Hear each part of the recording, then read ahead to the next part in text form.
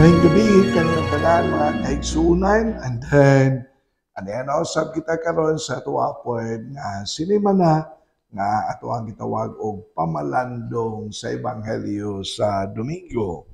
And then sa atoa na gyud nga naandan, no? Atoa man gyud daan nga basahon ang Domingo ugma puhon. O ang Domingo ugma puhon mao ang ikakawhaag pito nga Domingo sulod sa tuig.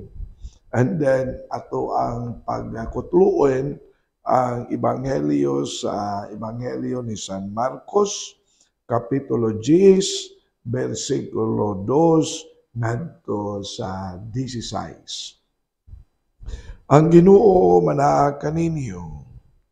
Pagbasa gikan sa Santos nga ebanghelyo sumala ni San Marcos. Himayaw ni ikaw o Ginoo.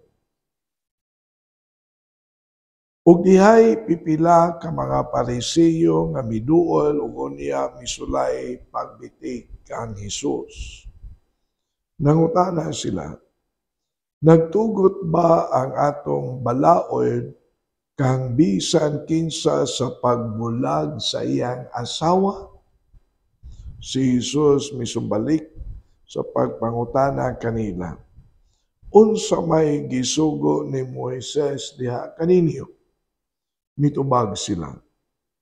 Mitugot si Moises nga ang bana makahimo pagbulag sa iyang asawa human niya sulatig sulat sa pakigbulag ang iyang asawa. Mingon si Hesus kanila, gihimo kining suguan ni Moises kay kamo gahi man og mga ulo. Apan sa sinugdan sa pagbuhat sa kalibutan, gibuhat sa Dios ang lalaki o babayi. Tungod niini, mubiya ang lalaki sa iyang amahan o sa iyang inahan o makighiusa sa iyang asawa o silang duha mahimo na lang nga usa.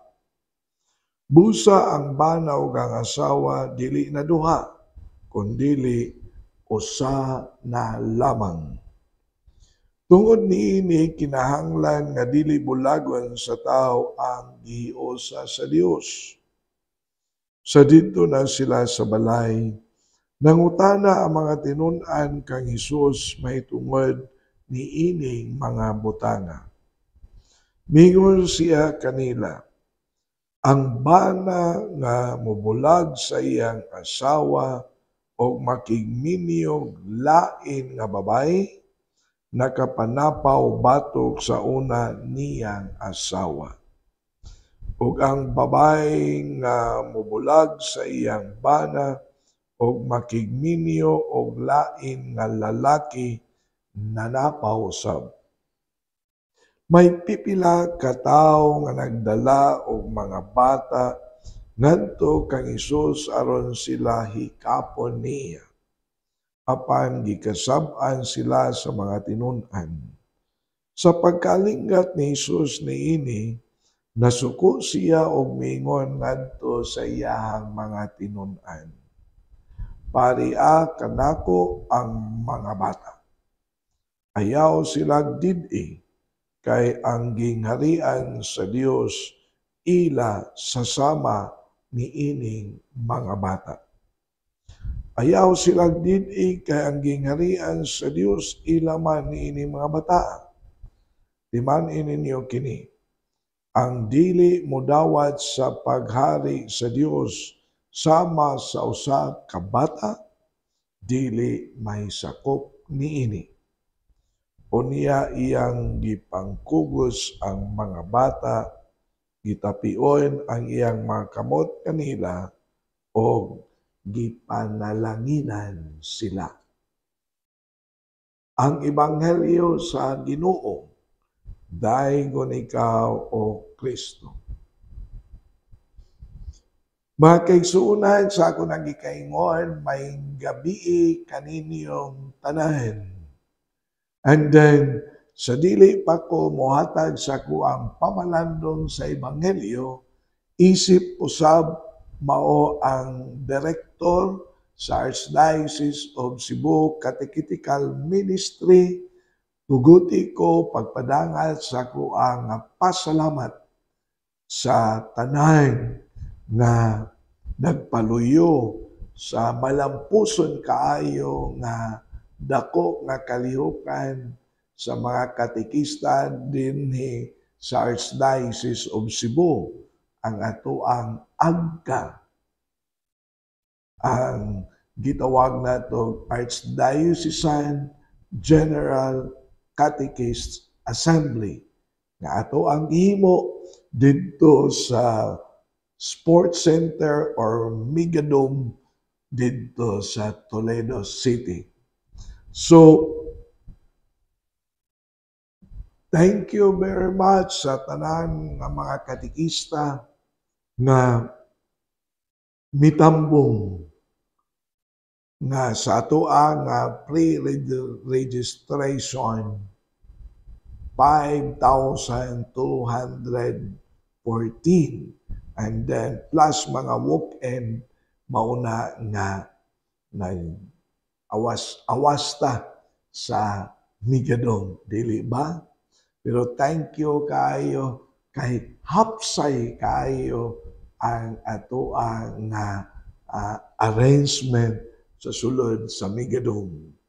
And then nindot sad kayo tanawon kay lagi nagsulob man mo sa inyo nga uniform nga sa pagkakatikista. Kay matod pa sa atoang talahoron nga kardinal, Arsobispo, si Arsobispo Jose Palma, matod pa niya, very inspiring ang mao nga talan-awen nga iyang nasaksiyan, iyang nakita, sanglit siya man ang matawag nato nag-preside sa atong misa. O siya man ang atong obispo. Kung matod pasad sa ato ang guest speaker, si Bishop Abet Oy, ang obispo sa Tagbilaran, nakaingon siya, makasuya. Kung matod pa niya, ako sa ning buhaton, unya ngadto sa kuang diocese, ngadto sa Tagbilaran. Dili ba, nakadungog mo niya na. And then, kaninyong tanan, ako sa giyon nga ipadangat ang ako apod nga pagpasalamat sa Toledo City LGU, local government, nagipanguluhan ni Mayor Joy Perales o sa matawag na to uban sa iyang vice mayor o mga konsihalis. Thank you very much og ni May Takando ang iyang admin. So, hanay kaayo. So, suportado kaayo ang mao natong kalihukan. So, tanan nga mga matawag natong agencies sa LGU sa Toledo diha gyud, security, medics, tanan nga mga volunteers, gihatag yun sa atoa nga Mayor Joy Perales. Thank you kayo, Mayor. Thank you kayo, Ma'am May Takandong, sa support ninyo sa very successful AGCA. Of course, sa atoa po nga mga kaparian, no? Sa itong mga obispo, dihagyan si Bishop matawag na to Ruben Labao Mitambong. Of course, ang ato ang Arsobispo, siya magyud ang ato ang yung matawag na to Pangulo natong tanan. So, thank you very much. So, si Bishop Midipil, walang siya katambong kay naman sa nagpiesta po dito sa Sambuan. Pero ang support sa ni Bishop Midipil, apod kanunay kanato. So, ang hierarchy sa atong mga directors, sa ato ang mga coordinators, Sa mga parish priest, daghan kayong mga pari nga mitambong, Reverend Fathers, thank you very much sa inyong paghigugma sa itong mga katekista. So, sa tuwa usab na matawag na itong mga coordinators, sa itong mga sponsors, na wala ko kaila sa itong mga coordinators, sa itong mga, sa ako nang gikaingon, sa misuporta sa tuwa gayod nga agka. So, sa tuang mga volunteers, mga youth, pre-deacon, sa tuang choir, o sa tuwa po nga matawag na ito, di na ko kahinumdum sa uban nga mga volunteers. So, mauni nga usa ka butang ang ako gayod nga mapadayag nga gidungog gayod ang ato ang pag-ampo. Dili ba mga katekista? Pag-ampo gikan nato, pag-ampo sab sa lain pod natong mga kahigalaan, mga madre. Thank you very much sa inyong mga pag-ampo. Para kanako angayan kita magpasalamat sa Ginoo. Dili ba? Sa 29 diha to'y linog. So, we are so happy nga wa mapituhan ang migadom sa linog ni antong 29. And then, pagka 30, very good weather. And then, makaingon ta nga because of our prayers and because of God's intervention and blessing, everything is smooth sailing. Ako apod nga nakahatag pod og colorful pod ang ato apod nga sa nadawat nga suporta pod sa atong kadgom. Thank you very much, Father Junel. So, kinsa pa man ang ato ang pasalamatan, ang kada usa kanato, ang ato ang cooperation, pagtinabangay, and then pagsinabdanay, everything kay ato kining gihimo alang sa kahimayaan sa Dios. Dili ba mga kaigsunan? So sa ako nang gikaingon, kung wala ko maka-mention kaninyo, pero mapasalamaton gayon kaayo ako. Atong sounds nindot kayo, ang ato ang matawag na to lead wall nindot kay sa everything. Everything. So ang tanang mga volunteers sa LGU, thank you, thank you, thank you. So again, it is because of grasya, panalangin usab sa Ginoo. Ato ning tanan, dili ni tungod lang nako as your director, pero it's because of our cooperation and collaboration. Mauna nga nahitabo usab kini.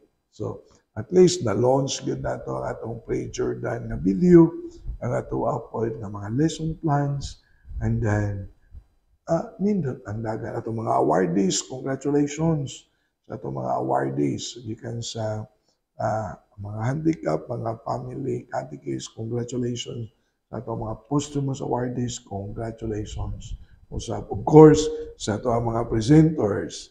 So, pagkahapon, no? Very nice presentations. So, thank you very much.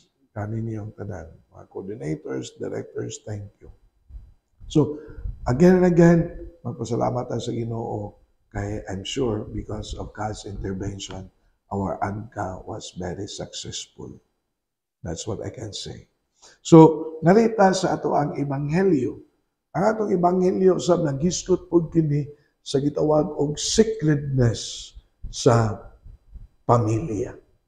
And then, klaro kaayo sa tanan nga, diba, bago pa lang sa ato ang Archdiocese of Cebu na nagpadungog na we are anti-divorce, no to divorce, but we are for the sacredness of marriage. Bago pa lang taana ni padayag. Mauna, ang ato ang ebanghelyo maugyod ang sukaranan nga no we are anti-divorce. Kaya matod pa sa ebanghelyo nato na ang divorce kaniadto sa panahon ni Kristo ug matod pa niya it's a form of concession. Nahimo tong balaura kay matod pa nito kay gahi mo ulo. So matod pa, apan dili gyud na maoy at sinugdanan ang creation story moingon gayud na babae o lalaki kung magkahiusa sa kaminyoon, babae gayud og lalaki. O matod pa, once mahiusa sila sa kaminyoon, walay tao nga gitugutan na mubulag kanila. Naa gyud na sa balaang kasulatan. Gi-confirm gyud na ni Kristo. Mao na ang sakramentos sa kasal sagrado. O sa iyang pagkasagrado, mao na it was instituted. Si Kristo gayud ang nagtukod ni Ana. And then, isip usa ka sakramento, mao na taytayan ang sakramento sa kasal, sa grasya, ngadto sa mga pamilya. Dili ba ang katapusan sa Ebanghelyo, nagisgot og bata? And then, kung atong tanawon sa kinatibukan, kung maghisgot ang pamilya, naa gyud ang asawa, ang bana, mama, papa, o mga bata. Mao ni ang pamilya.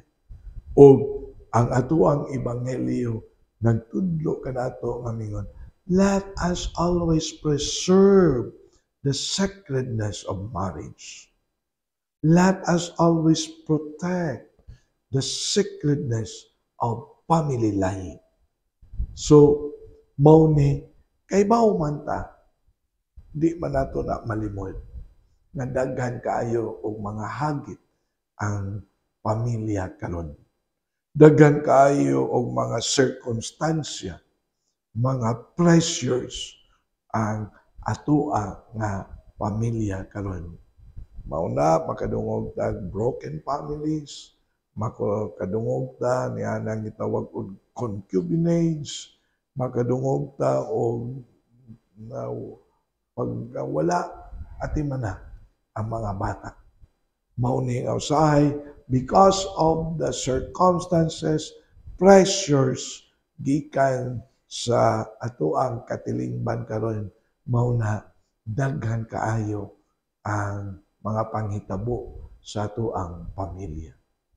So, matod pa ni Father Peyton ang Holy Rosary Crusade, iya ginang gi-emphasize, the family that prays together stays together. Ari gyud ta magpalig-on sa pag-ampo. Mao na ako sa akong pagkapari, it's very inspiring na makakita ko og whole family na magdungan og simba. Nindot. Kay ako sa nang makita, lahi gyud ang upbringing, ang value system sa pamilya na nagpuyo, nagpanaw diha sa pag-ampo. Lahi gyud. So, mao ni ang ako apog yung nasinati. Mao bitaw nga malipay gyud kay ko sa nga tanan. Musaulog kun dunay mohangyo nako og kanang wedding anniversary. 25 ka tuig, 40 ka tuig, 50 ka tuig. Ya diha pa to'y kausa 60 ka tuig. Malipay kay ko nga mosaulog og wedding anniversary. Because that is a living witness sa mga pamilya, sa mga ginikanan, na pwede ra gyud nga mulahutay. Pwede ra gyud nga dili magpadala sa mga circumstansya, sa mga pressures nga diin makaguba sa relasyon diha sulod sa pamilya. Yeah, I even encourage ug ako silang ingnon nga you have to celebrate kay through that celebration you become the living witnesses para sa uban. Dili ba mga kaigsuonan? So kaninyo nga matawag nato og nagpuyo kaninyo nga wa magpadala sa circumstantial pressures na makaguba sa relasyon sulod sa pamilya. Congratulations. I'm sure your family is a family of prayer. Dili lalim ang mga pressures karon. Makakita ta nya matawag na to ato pag yun ang madunggan. Mao ni nga natay mga kalihukan gayon sa ato ang simbahan sa Family Life Apostolate. Kining ato ang mga covenanted communities, Couples for Christ. Kining mga covenanted communities atong mga religious organizations. They are really trying their very best to build up family values sa tagsa-tagsa nato kakaugalingon. Mauna nga matawag nato magmalipayon ta.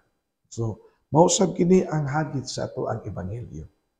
So gipahinumduman kita sa ni Kristo sa ato ebanghelyo nga sa sinugdan in God's creation. In God's creation, ang babae na himugso gibuhat sa Dios aron ang laki magmalipayon ang buot ipasabot aron ang relasyon sa tao makumpleto. Diha sa pamilya naa ang relasyon na kumpleto. Asawa o bana, uban sila mga anak. Papag, mama, uban sila mga kumpleto. Pabita na sa Ginoo gitawag og Sagrada Pamilya. So let us pray for those who have problems, struggling sa family life. So kita po nga maayo ang dagan sa atong pamilya, let us continue our mo tawag ito kinabuhi nga maayo. Padayon tas pag-ampo. Ug atong iampo katong nagkalisod-lisod taon po. Ha? Okay? So, atong hiyon uban sa pag-ampo para sa mga masakiton. Amo lang ito nga mahayan. Among ipadangat among pag-ampo para sa mga masakiton unta sad mamaayo sila silang tagsa-tagsa ka mga sakit o ang nagatiman kanila tagaan-sad o kadasig as nga pasensya aron sab sila magmakanunayon sa pag-atiman sa mga masakiton. Kaya tanan among ipangayo pinaagi ni Kristo among Ginoo. Amen. So, anin ang takotob kini si Pare Joseph Intig ang kanunay nga naguban kaninyo meaning ato ang pamalandong sa ebanghelyo sa Domingo. Magkita na punta sa sunod na Sabado, alas 6 sa gabi sa ato ang FB account, Archdiocese of Cebu, Catechetical Ministry. Ug ang Dios mag-uban kanunay diha kaninyo. Manginahon.